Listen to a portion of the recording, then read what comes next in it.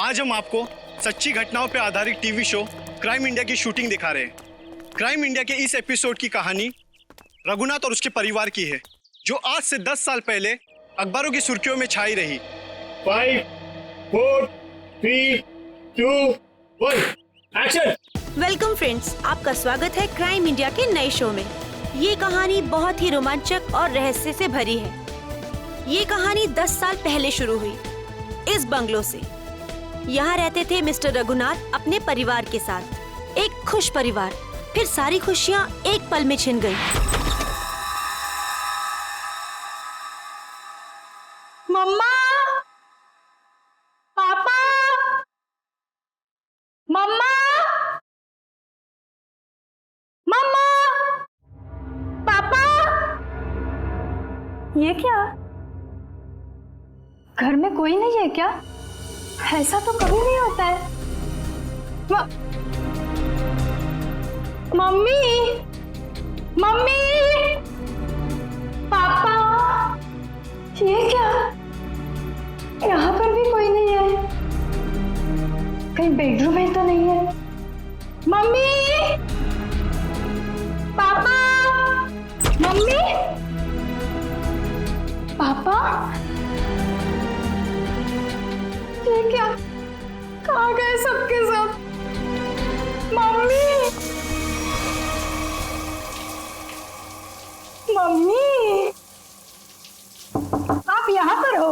मैं कितनी परेशान हो गई थी पता है? मम्मी, मम्मी,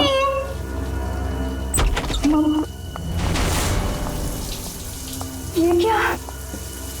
पानी का नल खुला छोड़ के मम्मी तो ऐसा कभी नहीं करती। मम्मी, पापा, राहुल, राहुल, राहुल, राहुल। अरे राहुल को स्कूल छोड़ने गई होगी मम्मी।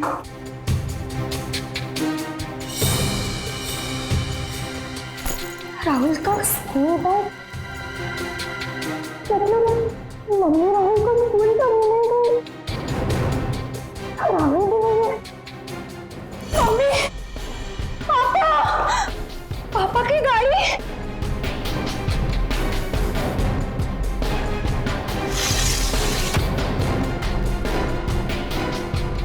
पापा की गाड़ी तो यही है। पापा तो ऐसा नहीं करते कभी। पापा। उस दिन से आज तक जूही को अपने माता पिता और भाई के बारे में कोई खबर नहीं मिली। कहाँ खो गए वो तीनों? लेकिन जूही अपनी आखिरी याद अब तक नहीं भूल पाई है। अपनी मम्मी की पिंक साड़ी और पापा के स्टाइलिश हैट को, जो उन्होंने आखिरी दिन में पहना था, वो आज तक नहीं भूल पाई है। Just stop this nonsense. आप लोग किसी को चैन से जीने देंगे या नहीं? प्लीज मैम, आप प्लीज रुकिए। Shut up. और आप मेरे घर आए कैसे? परमिशन लिए ma'am. To hell with your permission. लोग मेरी जिंदगी को टेलीविजन शो का तमाशा समझते हैं। किसी के भी दर्द को स्टोरी बना देंगे। जिस घर से मेरी यादें जुड़ी हैं, आप उन्हीं यादों को एक्सपोज करेंगे। ये मैं नहीं होने दूंगी। Just go from here. चाहिए। ट्रस्ट मी मैम, हम ऐसा वैसा कुछ नहीं दिखा रहे हैं, बल्कि ये तो आपके लिए अच्छा ही है कि हो सकता है कि शो के बाद आपको नए फोन कॉल्स आए कि आपके मिसिंग पेरेंट्स मिल गए हैं। प्लीज मुझे और लालच मत दो। छोड़ दो मुझे मेरे हाथ में। I said just go from here. Sir, live telecast चल रहा है, आप गलत ना समझे हमें। हम पूरे मसले को बहुत सेंसिटिवली हैंडल कर रहे हैं। सर समझाइए मैम को प्लीज।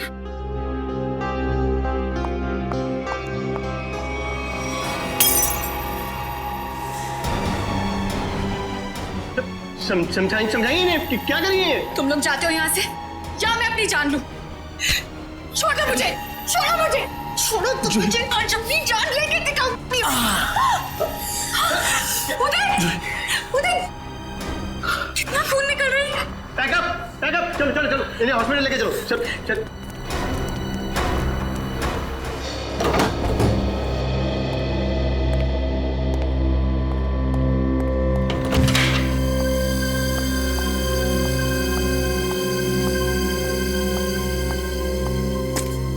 तुम बैठो, मैं तुम्हारे लिए हल्दी वाला दूध लाती हूँ, थोड़ा आराम मिलेगा।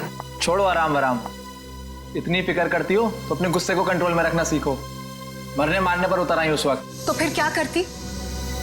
वो लोग मेरे घर वालों की इज्जत के साथ खिलवाड़ कर रहे थे, मेरे जख्म को रेत रहे थे। मेरे इमोशंस को कभी समझते ही नहीं हो। ऐसा नहीं है, नहीं समझता मैं तुम्हारे इमोशंस। जूही, मैंने ही कहा था, बहुत हिम्मत वाली लड़की हो। जिस तरह से तुमने इस दुख को समेटा और जिंदगी को फिर राह पर ले आई, कोई और होता कब का टूट जाता। तुम जैसा हमसफर बहुत नसीब से मिलता है। और तुम जैसा हस्बैंड भी हर लड़की को नहीं मिलता। इसी बात पर दूध नहीं, ग्रीन टी हो जाए। ठीक है, बैठो, मैं अभी लाती हूँ।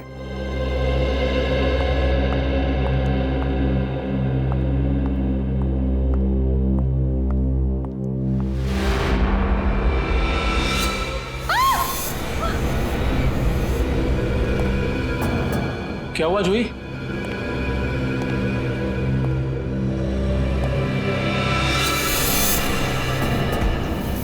आपको क्यों लगता है कि ये हैट आपके पापा का है? कोई निशानी, कोई पहचान? ये उनका फेवरेट हैट था। मैंने बचपन से उन्हें यही हैट पहनते देखा था। देखिए जूही जी, प्लीज बुरा मत मानिएगा, लेकिन इससे ये प्रूव नहीं होता कि ये हैट आपके पापा का है। कोई खास दूसरी पहचान, कुछ भी? उदय, इन्हें पापा के वो सारे फोटोज दिखाओ जिनमें उन्होंने यही हैट पहना था।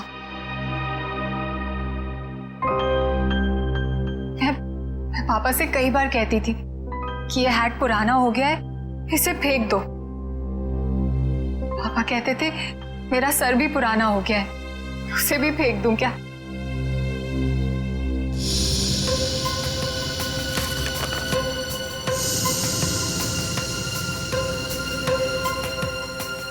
जूही जी, इसे देख के तो ये जाहिर नहीं होता कि ये हैट यही वाला है। हाँ, ये जरूर पता लगता है कि ये हैट भी इस जैसा ही है। आपको क्या लगता है मैं आपसे झूठ बोल रही हूँ? एक काम कर, जरा घर की खिड़की दरवाजे चेक कर। जी सर। जूही जी, आप जो कह रही हैं वो तो हम मान लेते हैं, लेकिन ये हैट यहाँ पे आया कैसे? अपने आप तो नहीं आया। जी सर, किसी ने तो इसे यहाँ रखा ही है। आपको किसी पे शक? नहीं सर, पीछे के सारे दरवाजे और खिड़कियां अंदर से बंद है सर। इसका मतलब जो भी अंदर आया उसके पास मेन डोर की चाबी थी। जूही जी, आपने अपने घर की चाबी किसी और को भी दी है क्या? नहीं तो। हाँ, मुझे याद आया। एक्चुअली कुछ दिन पहले शॉपिंग आर्केड में मेरा पर्स चोरी हो गया था और घर की चाबियां भी उसी में थी। बड़ी लंबी प्लानिंग की गई है, लेकिन 10 साल बाद ये हैट यहाँ रखने का क्या मतलब हो सकता है? पूरा का पूरा परिवार गायब होता और किसी को भी पता नहीं चलता। ऐसे कैसे कोई गायब हो सकता है? सर, पुलिस रिपोर्ट में लिखा है कि ना किसी ने चीखने चिल्लाने की आवाज सुनी, ना ही कोई गोली चलने की आवाज सुनी। सर, जब ये हुआ तब जूही अपने ऊपर वाले बेडरूम में सो रही थी और बाकी के परिवार के लोग नीचे थे, तो अगर शोर शराबा होता तो जूही को जरूर सुनाई देता। एग्जैक्टली। अच्छा, इस वॉचमैन का क्या कहना है? सर, उसने बताया कि उसने ना किसी ऐसे आदमी को और ना ही ऐसी किसी गाड़ी को बाहर जाते हुए देखा। सर, यहाँ तक कि उसने रघुनाथ जी की फैमिली को भी उस घर से बाहर जाते हुए नहीं देखा। सर, रिपोर्ट में ये भी लिखा है कि घर में जबरदस्ती अंदर आने का कोई निशान भी नहीं मिला था। सर, एक बात समझ में नहीं आ रहा, जब घर के सारे लोग गायब है तो ये जूही कैसे बच गई? वही तो, जूही को क्यों छोड़ा है? सर, हो सकता है उसे जानबूझकर किडनैप नहीं किया गया, ये भी कोई साजिश हो। अच्छा, उस हैट पर से कोई उंगलियों के निशान मिले? हाँ सर, उस हैट पे 5 लोगों की उंगलियों के निशान मिले हैं। 2 तो जूही और उसके हस्बैंड के हैं, बाकी के मैच नहीं हुए हैं। जूही और उसके पति की उंगलियों के निशान। हो सकता है 10 साल बाद जब अपने पिता की हैट देखी तो दोनों ने उठाई होगी। सर, अखबार की एक कटिंग में लिखा था कि रघुनाथ जी के एक भाई हैं, हिमांशु, जिनसे उनकी ज्यादा बनती नहीं थी।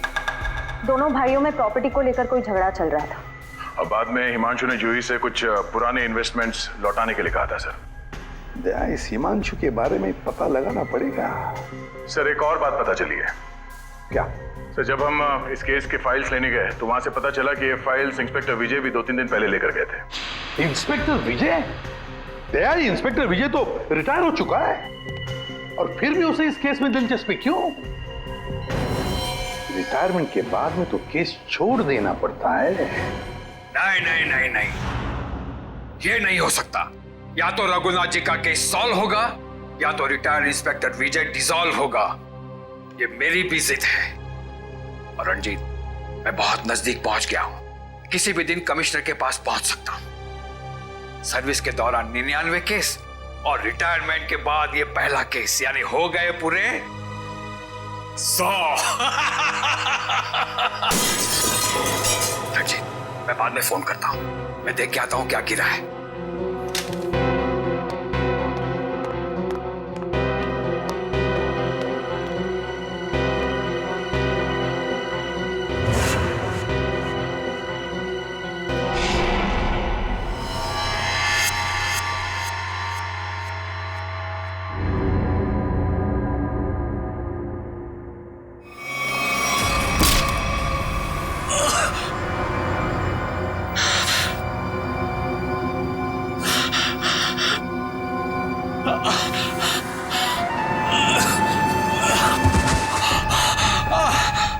इंस्पेक्टर विजय, शायद तू भूल गया है कि अभी तो इंस्पेक्टर नहीं है, रिटायर्ड इंस्पेक्टर हो गया है। बस अब तेरी कहानी खत्म। कौन हो तुम? बहुत ठोका था ना मुझे, अभी तक मेरी हड्डियां बोलती हैं। बस अब बस चार्जशीट भूल जा, फाइल भूल जा। क्यों दबे हुए केस को हवा दे रहा है? बंद कर दे वो केस, बंद कर दे।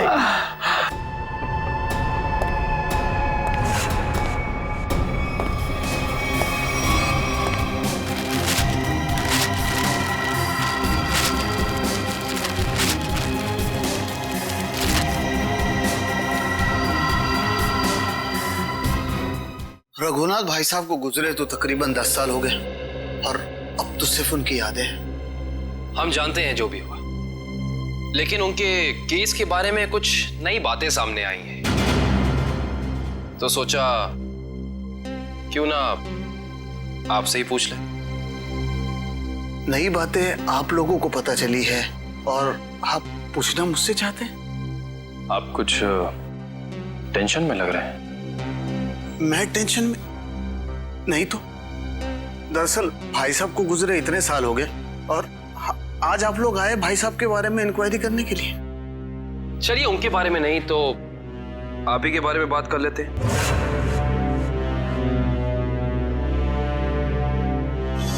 कल दोपहर में कहाँ थे आप? कल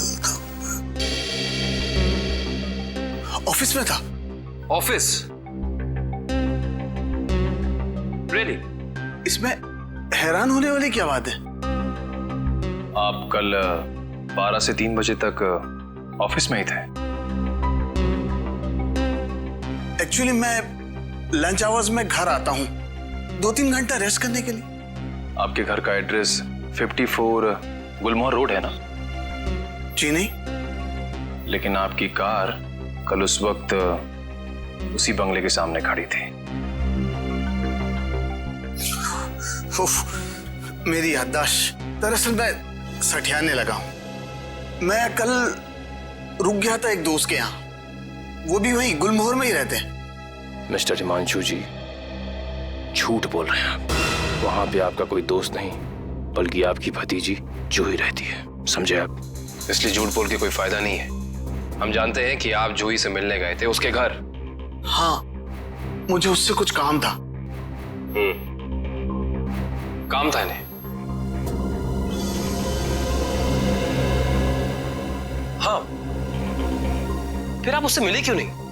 बल्कि आप तो छिपते छिपाते उसके घर गए उसके किचन के प्लेटफॉर्म पे उसके पिता रघुनाथ जी की हैट रखी और बड़े आराम से वहां से निकल गए। क्यों? हैट? कौन सा हैट? मिस्टर हिमांशु, आपको लगता है कि आप ऐसी गोल गोल बातें करके सीआईडी से बच सकते हैं? कसम से ना तो मैं भाई साहब की किसी हैट के बारे में जानता हूं और ना ही उनके लापता होने के बारे में। हिमांशु जी, ये क्या है?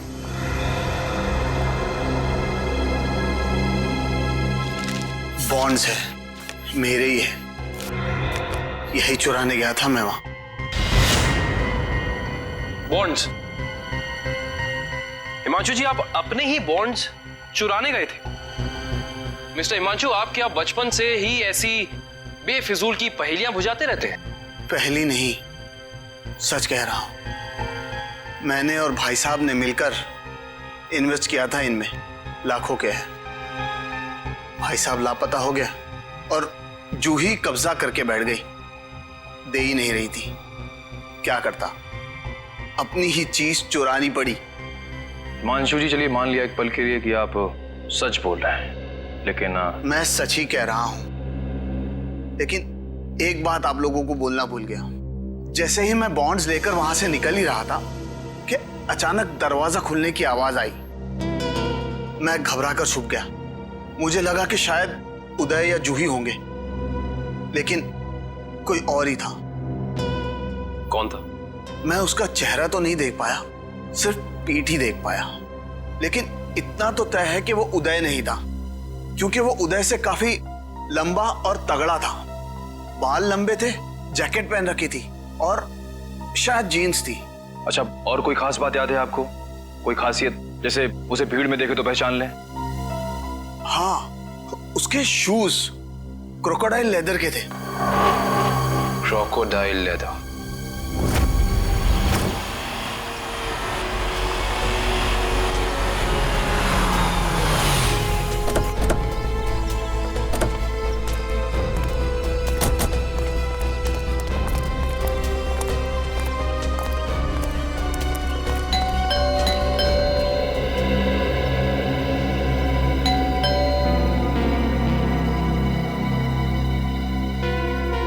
विजय, विजय, विजय सर। सर दरवाजे में से धुआं आ रहा है सर। माय गॉड, दुष्यंत दरवाजा खोलो। विजय, विजय, विजय, विजय, पेपर जल रहे हैं, जल्दी से बुझा दें। Yes sir. Vijay, Vijay sir,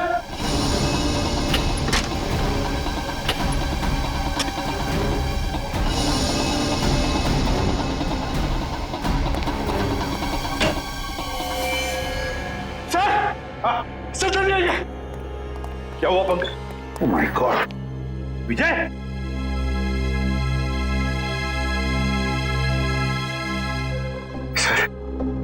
sir ये मर चुके हैं। सिर पर वार किया है। सर, दो गोलियां लगी हैं। माय गॉड,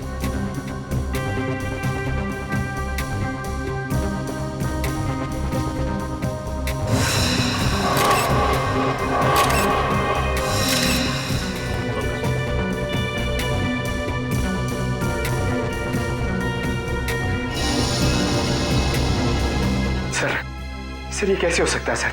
विजय जी इतने सीनियर और एक्सपीरियंस ऑफिसर हैं, फिर इन्हें इन्हीं के घर में गोली मार दी। जिसने भी ये किया है पंकज, जो खिड़की का शीशा तोड़ा, बोल्ट नीचे किया, खिड़की खोलकर अंदर आके यहाँ चुप कर बैठा होगा। शायद आवाज सुनकर विजय इस कमरे में आया तो उसने विजय के सिर पर वार किया और फिर 2 गोलियां भी डाल दी। सर लगता है कि खूनी और विजय जी की कोई पुरानी दुश्मनी थी, इसीलिए रिटायरमेंट के बाद मौका मिलते ही इन्हें मार डाला। ये भी तो हो सकता है ना दुष्यंत कि विजय किसी मुजरिम के लिए खतरा बन गया था, शायद उसी ने किया हो। ढूंढो इस कमरे को अच्छी तरह, एक एक कोना छानो मारो पंकज, कुछ ना कुछ तो मिलना चाहिए, ढूंढो अच्छी तरह से।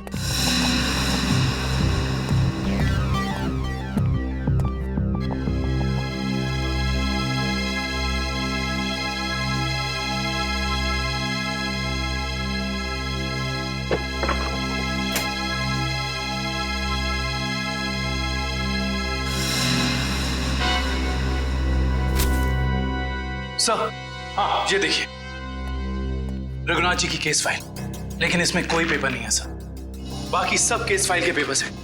ये देखिए सर, सब में पेपर्स हैं सिवाय इसके। तो दुष्यंत, इसका एक ही मतलब है, इसके अंदर जो पेपर्स है वो वहां चलाए जा रहे थे। कोई नहीं चाहता था कि रघुनाथ के केस के बारे में हमें कुछ पता चले।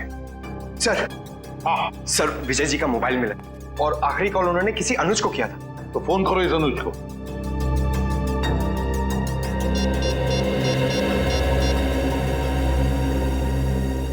हेलो, अनुज कुल्फी वाले?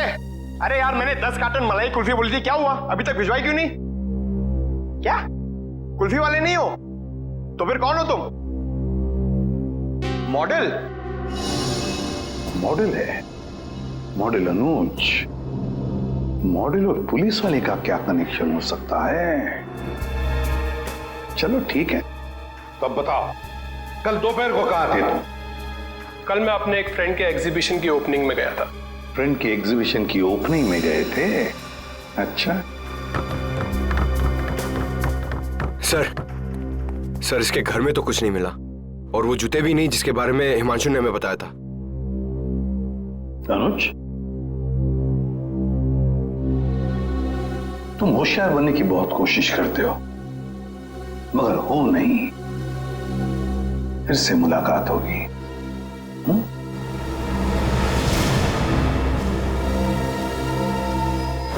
तो समझ में नहीं आ रहा ये आदमी चाहता क्या है। जो एक तरफ वो जूही के घर में हाथ रखता है और दूसरी तरफ विजय को मारकर केस के फाइल्स, पेपर्स और फोटोज मिटा देता है। क्यों? लगता है उसे पता चल गया था कि विजय जल्दी अपराधी को पकड़ने वाला है। लेकिन एक बात समझ में नहीं आ रही है कि उसने रघुनाथ की हैट जूही के घर में क्यों रखी? क्या सोच रहा है वो? कोई ना कोई चाल तो जरूर है दया, इसके पीछे कोई ना कोई चाल तो है। ये केस कुछ ज्यादा ही उलझा हुआ है सर। वैसे विजय के काम करने के तरीके को मैं अच्छी तरह से जानता हूं। वो सारे के सारे अंडे एक ही टोकरी में कभी नहीं रखता। इन्वेस्टिगेशन की अलग अलग कड़ियां वो अलग अलग जगह पर रखता था। सर, विजय के सारे रिलेटिव्स से पता किया, किसी को भी मालूम नहीं है कि वो कर क्या रहा है। उसके मोबाइल से कुछ पता चला? नहीं सर, कुछ पता नहीं चला। वे देखना पड़ेगा मौत के कुछ दिन पहले विजय कहां कहां गया था, किस किस से मिला था। सर, इंस्पेक्टर विजय के घर पे हमें जो जले हुए कागज के टुकड़े मिले थे, उनमें से ये टुकड़ा आधा जला हुआ है और इस पर नवदीप गराज लिखा हुआ है। नवदीप गराज? दया, विजय ने ये नाम ऐसे नहीं लिखा है। जरूर इस गराज का इस रघुनाथ के केस से गहरा संबंध है। जरूर कोई ना कोई गहरा संबंध है। विजय सर हाल ही में एक सेकंड हैंड कार के बारे में पूछने आए थे। Second hand car? जी हाँ, एक व्हाइट कलर की सेडान कार बेची थी 10 साल पहले। विजय सर उसी के बारे में पूछने आए थे। उस गाड़ी के कोई रिकॉर्ड या पेपर्स होंगे आपके पास? जरूर सर, हम रिकॉर्ड हमेशा पक्का रखते हैं। गाड़ियों का मामला है, क्या पता कब कोई चोरी की निकल आए। शेखर, वो जरा गाड़ियों की सेल डिटेल की फाइल लेके आना। याद है ये गाड़ी किसने खरीदी थी? जी हाँ, कोई गिरीश साहब थे, उन्होंने खरीदी थी। ये लीजिए सर। ये लीजिए, ऊपर ही रखे हुए हैं, विजय सर को दिखाने के लिए ही निकाले थे।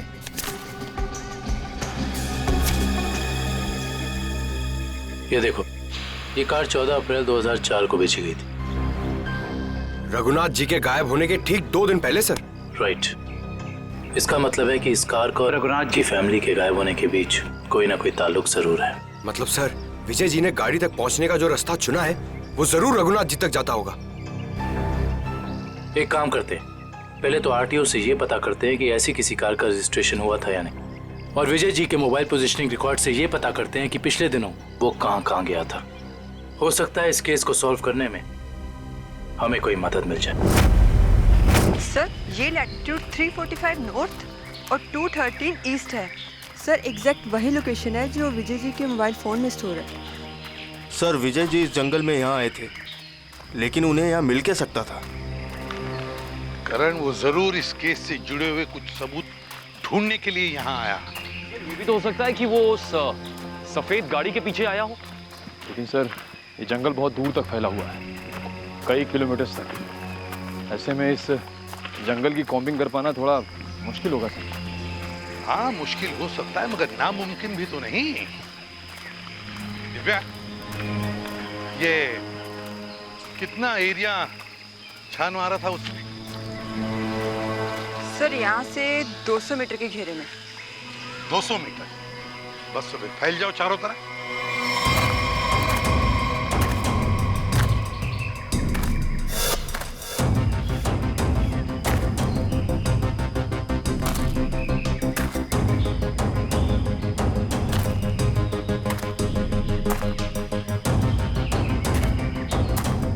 सर।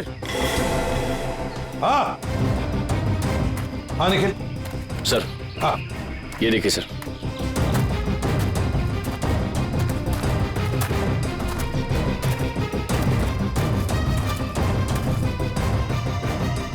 MS01 Y 5371। सर ये तो वही सफेद कार है जो उस गैरेज से बेची गई थी। देखो जरा गाड़ी साफ करो अच्छी तरह से।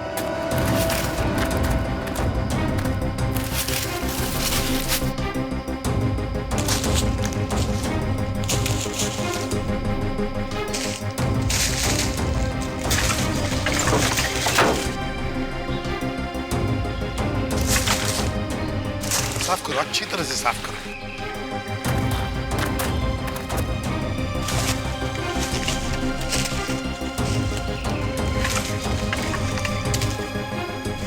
सर। हाँ सर ये गाड़ी इतनी ऊपर खाई से नीचे गिरी कैसे होगी? एक्सीडेंट हुआ होगा। मगर सर अगर जूही का परिवार इस गाड़ी में था तो इस गाड़ी में कुछ तो होना चाहिए, कंकाल वगैरह। पूरी गाड़ी खाली है सर। सर 10 साल हो गए, कीड़े सब खा गए होंगे अंदर। हाँ मगर केविन कुछ तो मिलता, कुछ तो मिलता है ना। एक काम करो, एक गाड़ी के अंदर जितनी भी धूल मिट्टी है सब इकट्ठा करो, करंट जाकर वैक्यूम क्लीनर लेके आओ। सर ऐसा भी तो हो सकता है कि वो लोग कभी गाड़ी में थे ही नहीं।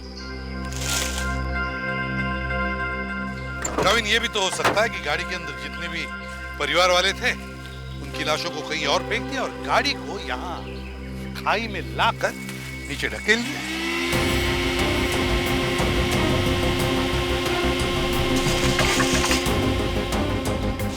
सर।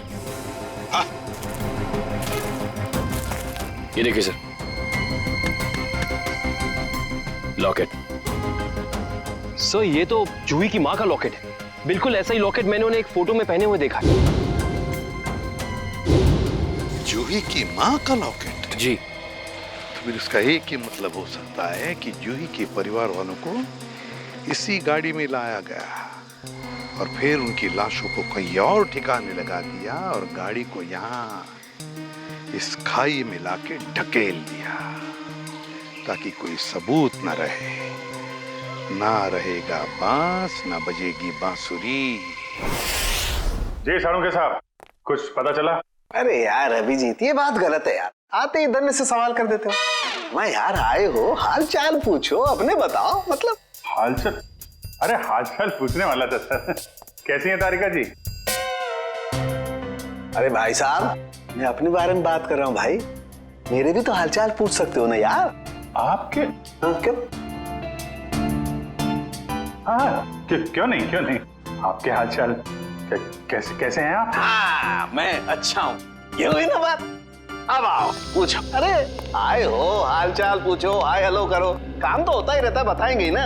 अब बताओ क्या पूछ रहे थे तुम? ये जो धूल मिट्टी मिली थी कार में से, हाँ, इसमें से आपको कुछ मिला? हाँ अभिजीत, इस मिट्टी में से हमें एक नाखून का टुकड़ा मिला और कुछ बाल मिले। उनमें से एक बाल किसी 40 साल की महिला का है और ये नाखून का टुकड़ा किसी 10-12 साल के बच्चे का है और इन दोनों का रिकॉर्ड नहीं है हमारे पास। जरूर ये जूही की माँ और उसके भाई का होगा। और बाकी बाल के टुकड़ों का अभी भी टेस्ट चल रहा है। रिपोर्ट लेने गई है श्रेया। सर पता चला है कि रघुनाथ जी की फैमिली के गायब होने के कुछ दिन पहले ही उन्होंने अपने खास एम्प्लॉई मुकेश को नौकरी से निकाल दिया था। मुकेश? कहीं सबके पीछे इस मुकेश का हाथ तो नहीं? सर, जो बाल के टुकड़े टेस्ट के लिए गए थे उनमें से एक बाल का डीएनए मैच हो गया है। किसका? भानु नाम है उसका। अंडरवर्ल्ड का कॉन्ट्रैक्ट किलर है, सुपारी लेके मर्डर्स करता है। और कई मर्डर केसेस भी चल रहे हैं उस पर। भानु,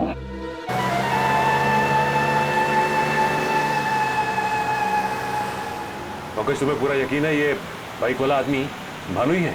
हाँ सर, सिग्नल तो यही बता रहा है। हाँ।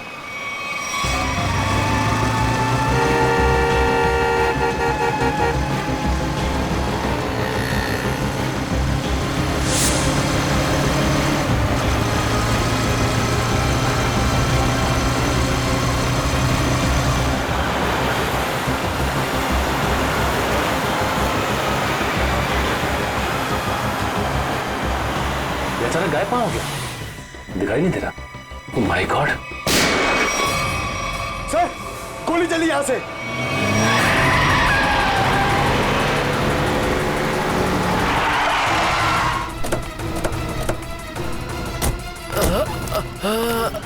बताओ भानु, कैसे हुआ ये सब? बोलो भानु, कैसे हुआ? बोलो Bhanu. Tiger point. Tiger point पे क्या भानु? भानु, ये तो मर चुका है।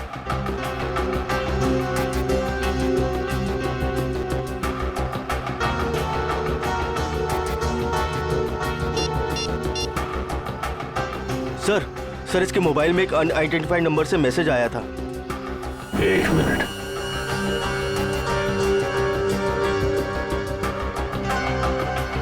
मैसेज?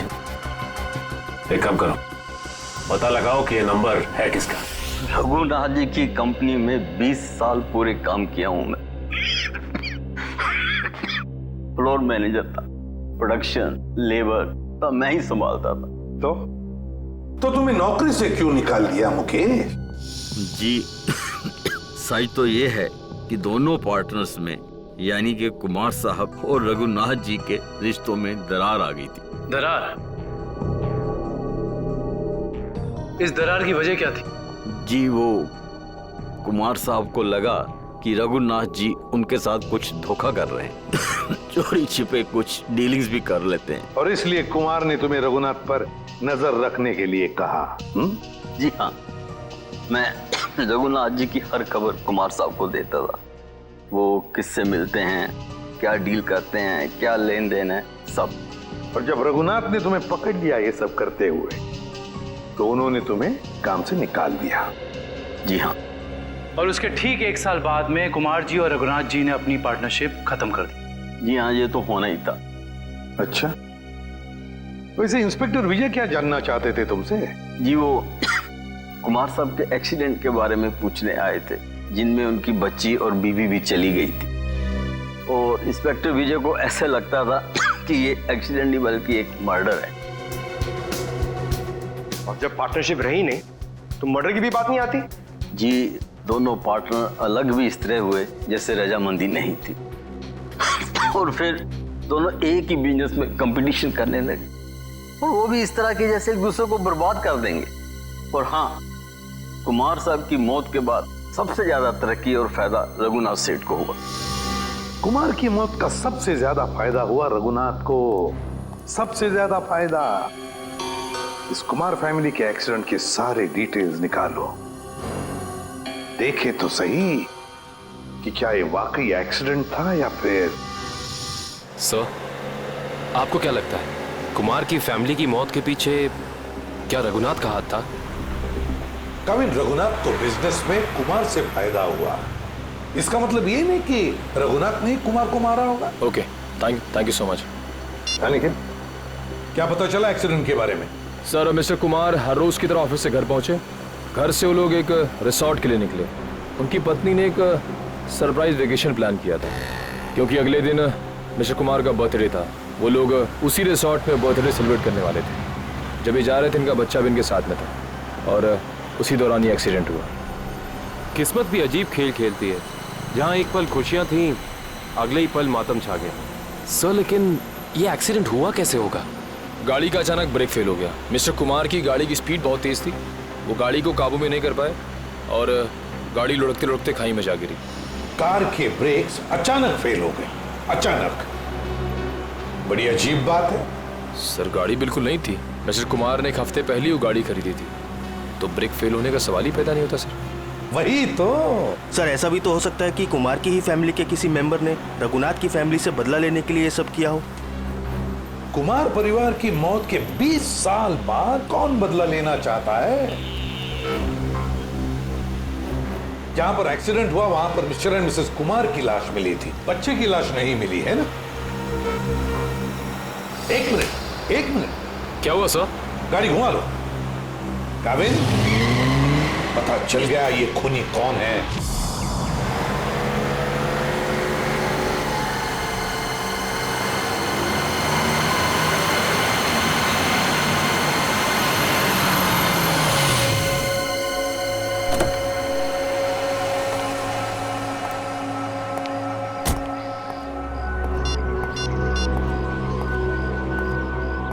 हेलो, हाँ मैं पहुंच गया हूँ 42 माइलस्टोन के पास। अब क्या करना है? क्या पुल के नीचे 42 माइलस्टोन की तरफ? अच्छा ठीक है।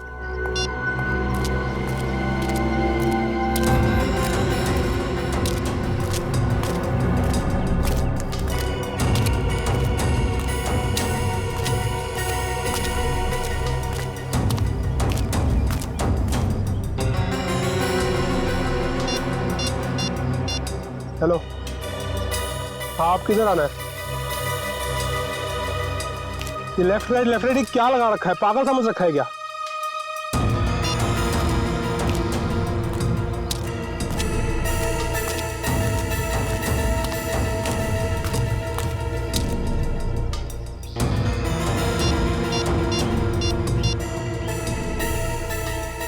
हेलो, मुझे क्या पागल समझा है क्या? कब से इधर उधर घुमा रही है? चुपचाप सामने आ जा, नहीं तो मैं वापस चला जाऊंगा। इधर मेरा मुंह खुला और तुम जेल के अंदर, इसलिए जल्दी से सामने आ और मुझे मेरा रोकड़ा दे ताकि मैं जाऊं यहां से। मैं जा रहा हूं। घबराओ मत अनुज, तुम्हारा पैसा पेड़ के पीछे रखा है।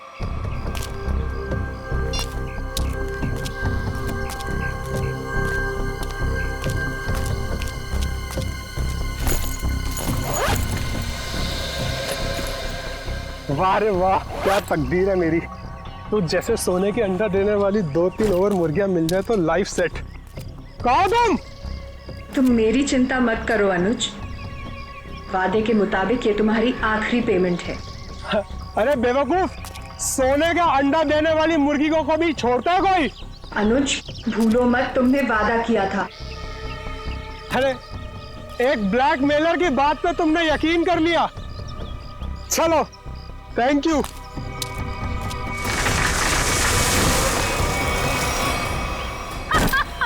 ये क्या कर रहे हो जोई तुम?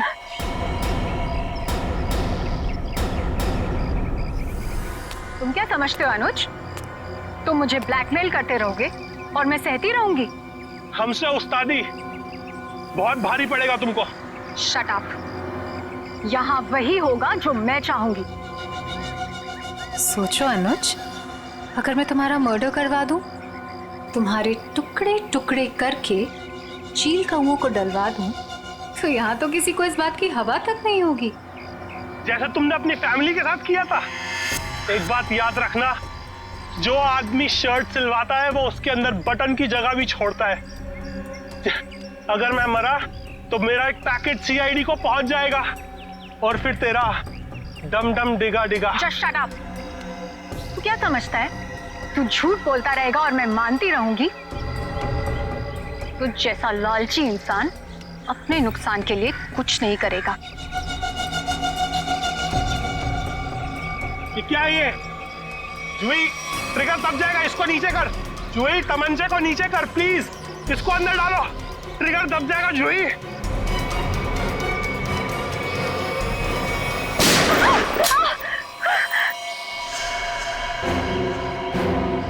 सीपी सर, आप तो आखिर आपको पता चल ही गया।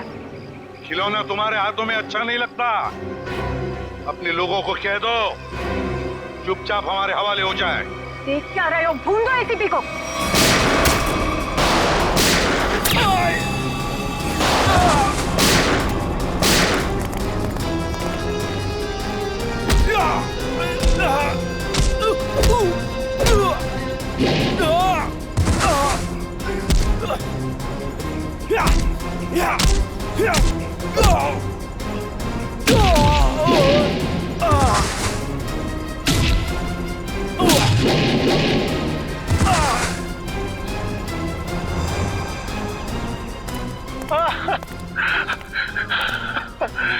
नहीं सर, मैं छोटा मोटा ब्लैकमेल हूँ सर।